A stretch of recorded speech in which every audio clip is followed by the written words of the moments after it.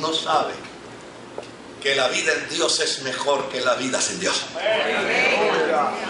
¿Quién no sabe que la vida cristiana es mejor que la vida sin Cristo? ¿Quién no sabe que la experiencia de la fe es mejor que una vida sin fe? ¿Quién no puede conocer, quién no puede entender que vivir una experiencia de vida cristiana es mucho más fructífero en el hogar, en el matrimonio, con los hijos, con los nietos, con la familia, en el trabajo, en la profesión, que cuando se vive de espalda a Dios? Es un sentido profundamente lógico. Todo el mundo sabe que la vida cristiana es mejor que la vida sin Cristo. Pero ¿sabe cuál era el problema de los religiosos del tiempo de Jesús? No fueron diligentes ante el plan y ante el propósito de Dios. Fueron totalmente indiferentes. El nacimiento del Mesías en el pesebre no les interesó en lo absoluto. Cristo el Mesías nació, pero no significó nada para ellos. Desde luego, siguieron con su religión, siguieron con su tradición, siguieron practicando sus oficios religiosos. Una tradición religiosa sin hacer a Cristo el centro de la vida. A fin de cuentas, es una fanfarria de hipocresía frente al pesebre.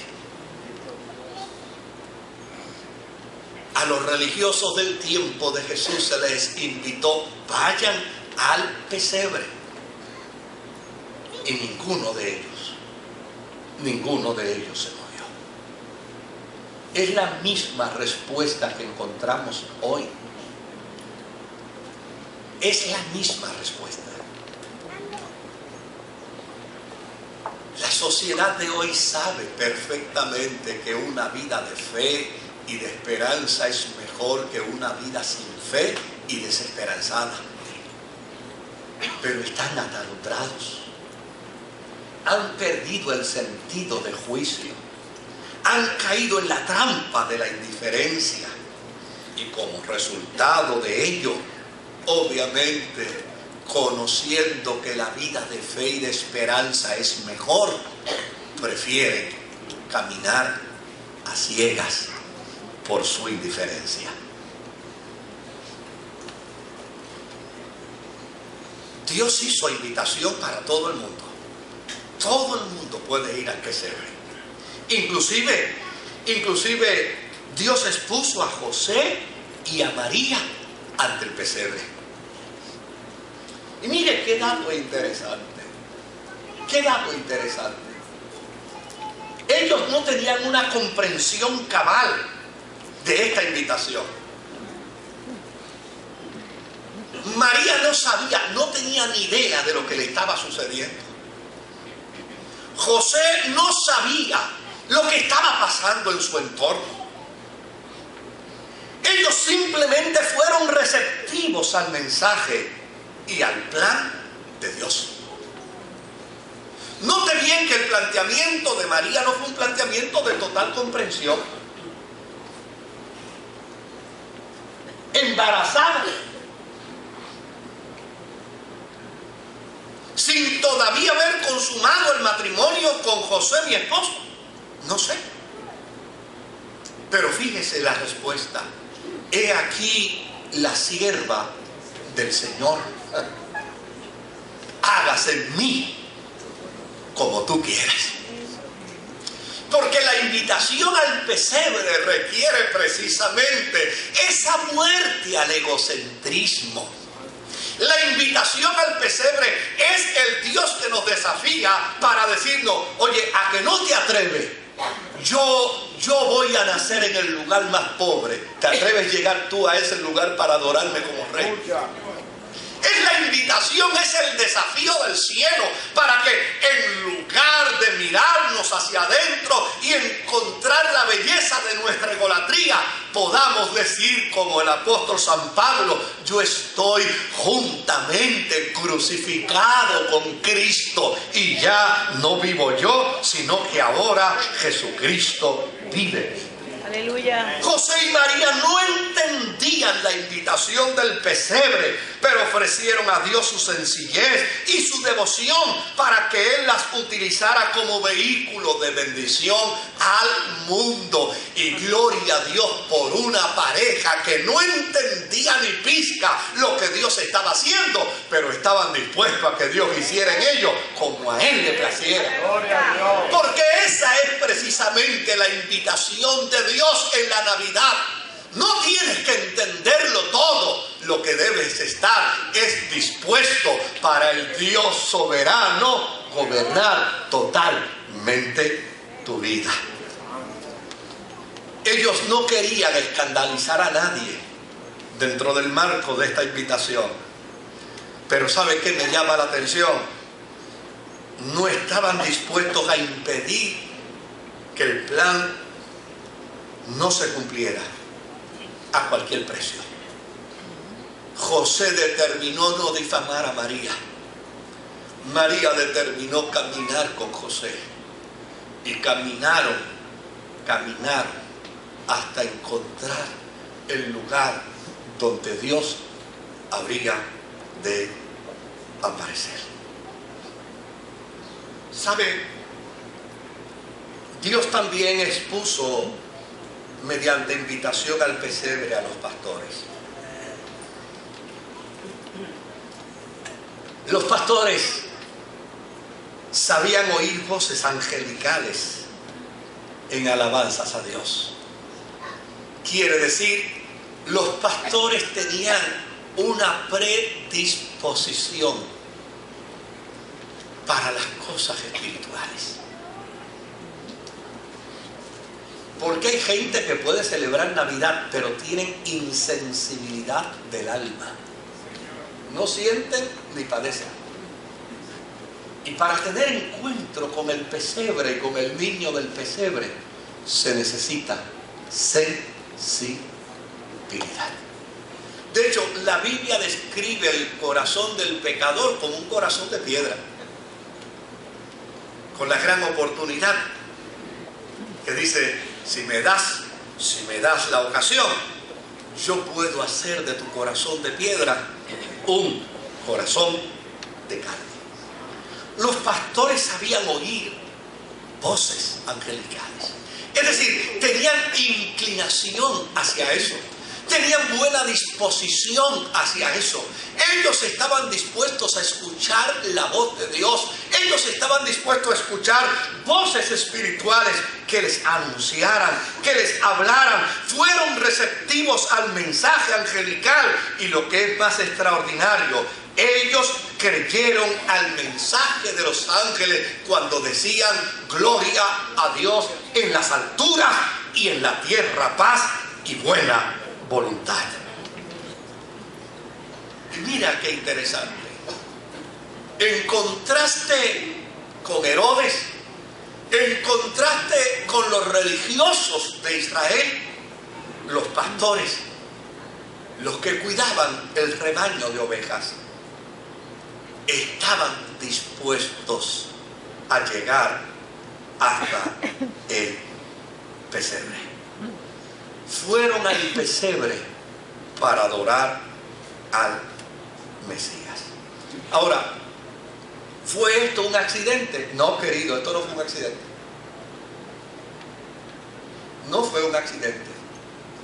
Porque cada cual es libre de tomar la decisión que quiera tomar. De hecho, la vida es decisión. La vida es decisión. Todo lo que hacemos en la vida es como resultado de decisiones. Usted tuvo que tomar una decisión para llegar hasta aquí hoy. Y tiene que tomar ahorita la decisión de salir. Porque si usted no decide, se queda aquí en los 3 cultos y le levantamos las 3 ofrendas. Usted tiene que tomar decisión de salir. Si no, va a tener que ofrendar 3 veces. La vida es toda decisión. ¿Qué hacemos en la vida que no tenga una implicación decisional. Todo lo que hacemos tiene implicación de decisiones. Desde luego, cada uno también es responsable con las decisiones que toma.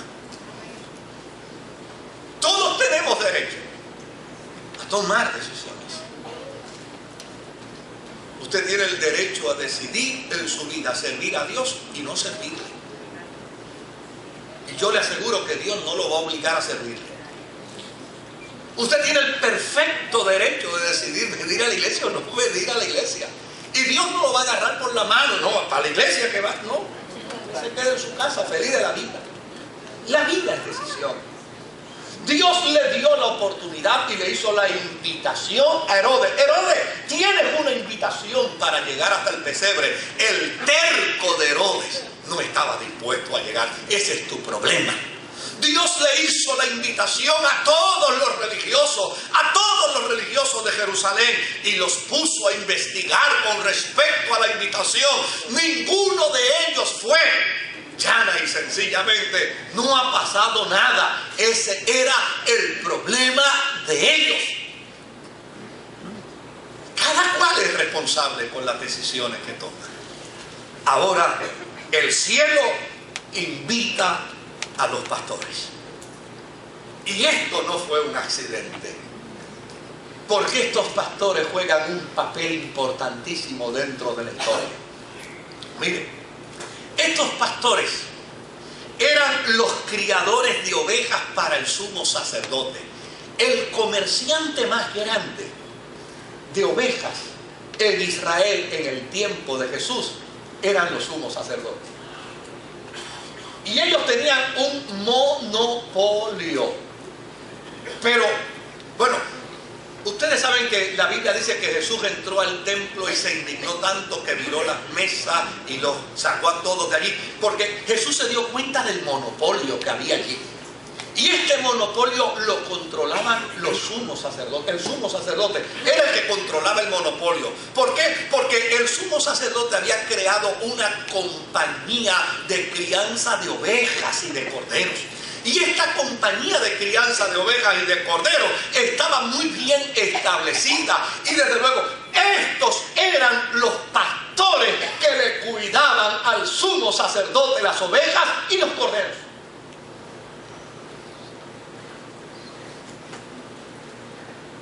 Iba allí Moisés Román con una ovejita que había comprado para un sacrificio, que obviamente no la había comprado al mercado del sumo sacerdote, y cuando llegaba donde los sacerdotes que seleccionaban la oveja, decían: no, esta no te sirve.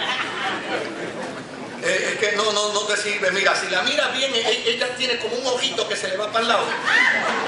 No te sirve, no te sirve. Y entonces, ¿qué hago ahora? Y se pueden, bueno, si no ofrecen el sacrificio, el diablo te puede llevar. Así que tienes que hacer algo.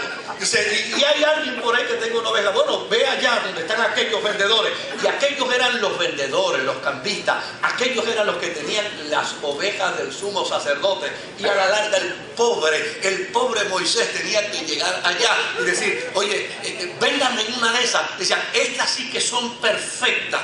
Y eran perfectas por caprichos de ellos. Estos eran los pastores que llegaron al pesebre. Eran los que garantizaban al sacerdocio de Israel que el cordero era perfecto. Desde luego, nunca habían adorado un cordero.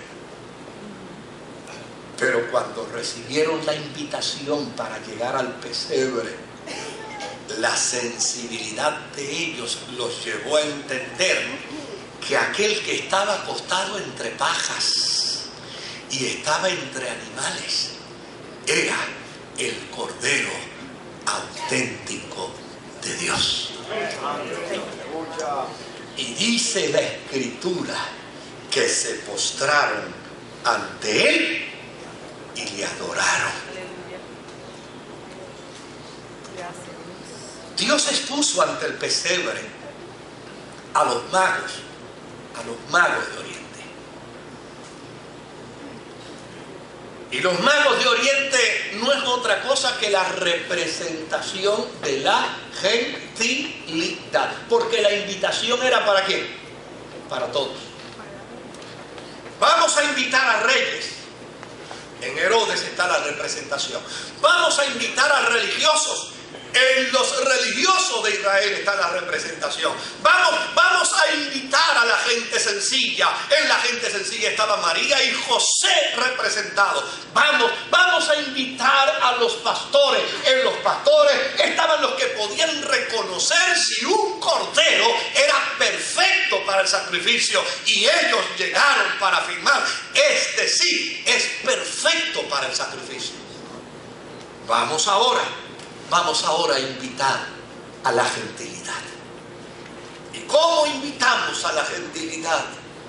Pues la vamos a invitar a través de unos hombres sabios que se dedican a mirar las estrellas, que se dedican a conocer el cosmos, que se dedican a hacer trabajos de astronomía, que se dedican a interpretar los procesos de la naturaleza porque están interesados en mantenerse reconciliados con ella.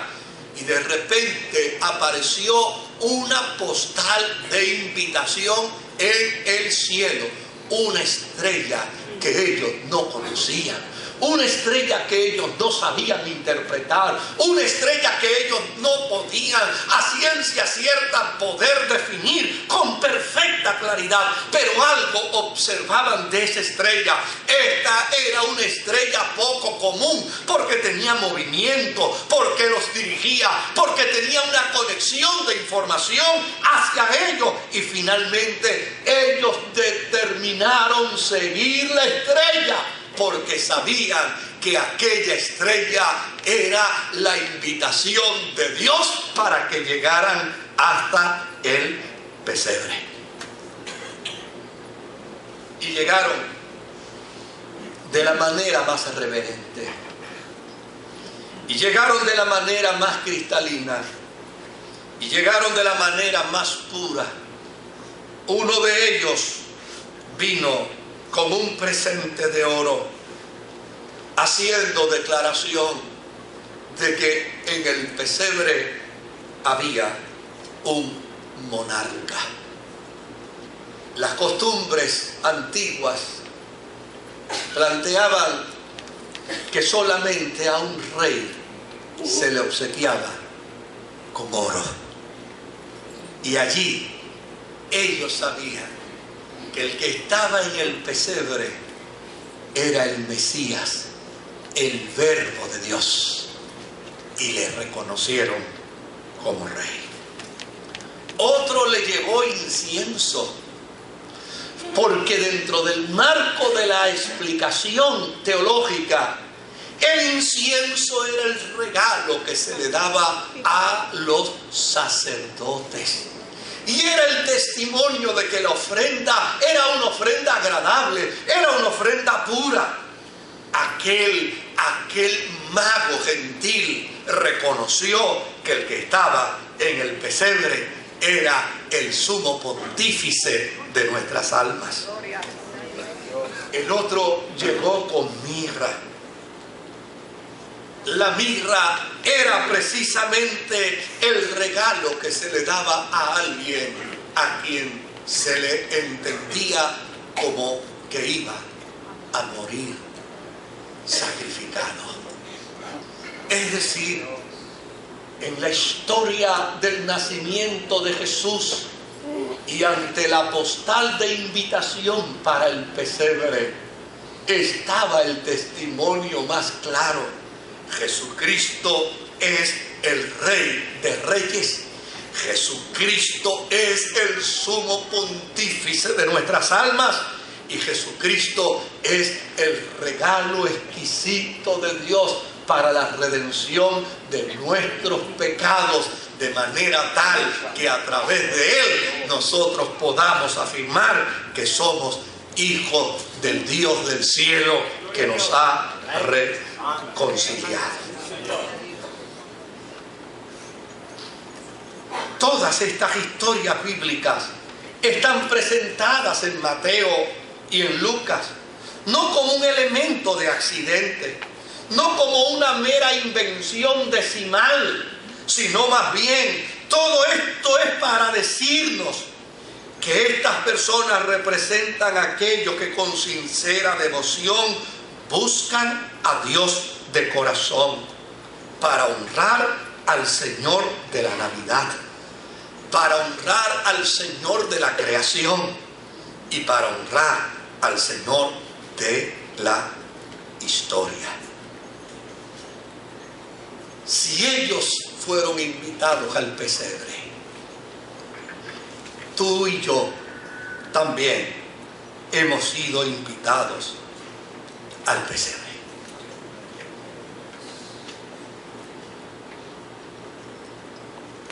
Qué bueno que en la conciencia de nuestra sociedad el pesebre está presente. Yo he ido por ahí a algunas oficinas privadas y he visto algunos símbolos navideños y tienen el pesebre.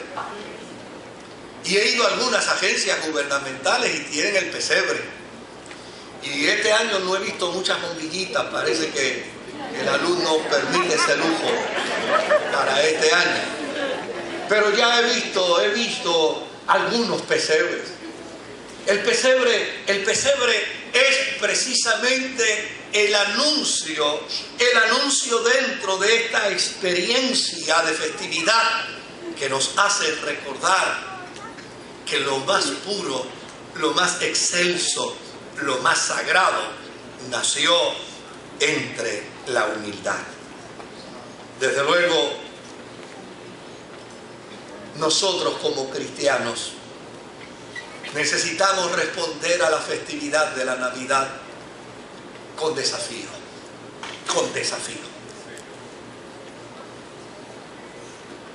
Estos son los días donde la gente llama mucho para preguntar sobre los elementos navideños. Y hay gente que me han llamado para preguntarme: pastor, ¿qué usted cree? ¿Debo poner un árbol de Navidad o no pongo un árbol de Navidad? Dios mío, si llegan a ver el que está puesto en la iglesia.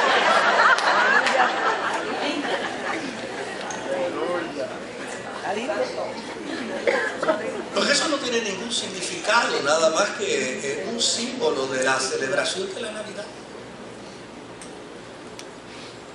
Y yo no creo que los cristianos deberíamos crear un desbalance dentro de lo que es cultural y tradicional, noble, afable, aquello que no hace daño, que provoca y estimula la unión familiar.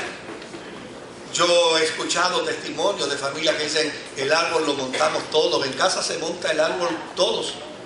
Todo. Yo tengo que confesar que a mí el menos que me gusta, lo encuentro tedioso, pero lo hacemos con música navideña y lo hacemos con villancicos de Navidad y lo hacemos compartiendo el mensaje de la Navidad. Pues esto realmente no es lo más relevante,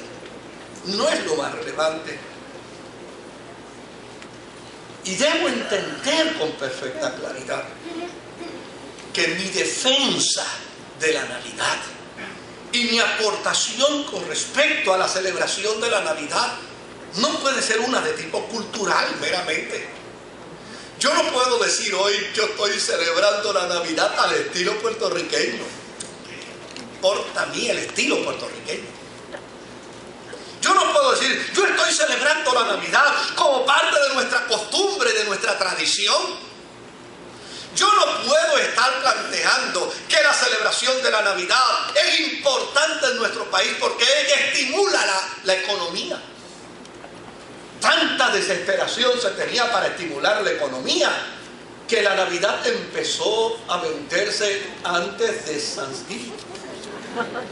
Y de hecho en la revista Time apareció el pavo discutiendo con Santa Claus diciendo: espera tu turno, chico, me toca a mí.